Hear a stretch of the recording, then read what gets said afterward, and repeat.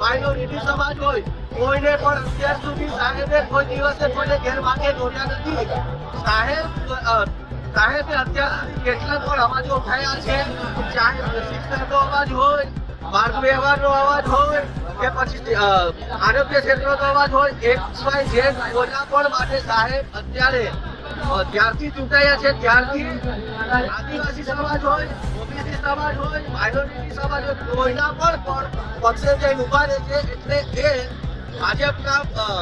ભાજપને ગમતું નથી. અને મોદી ભાજપને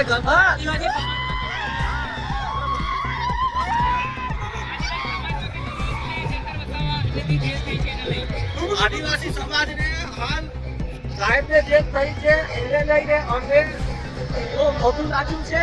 અને ત્યાં સુધી સાહેબને છોડવામાં નહીં આવે, અમે આ જ રીતના અડીખમ ઉભા રહીને અમે આંદોલનો કરીશું. વરસાદ હોય કે તડકો હોય, આજે વરસાદ પડે, વાવાઝોડું આવે કે તડકો આવે કે અમે અમે હટવાના નથી.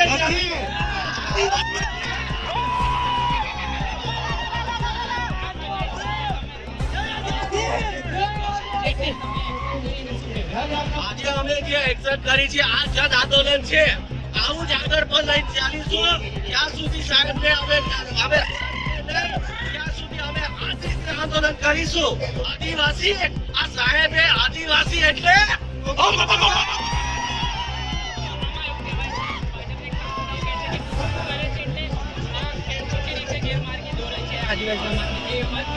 આદિવાસી ઉપભોગો એટલે આ ગેરમાર્ગે દોરવાનો વિષય નથી. સાહેબે ઘણી વખત પહેલા પણ જણાવ્યું છે, આદિવાસી ઉપભોગો આદિવાસી પરંપરામાં ચાલી આવેલી આ એક વસ્તુ છે.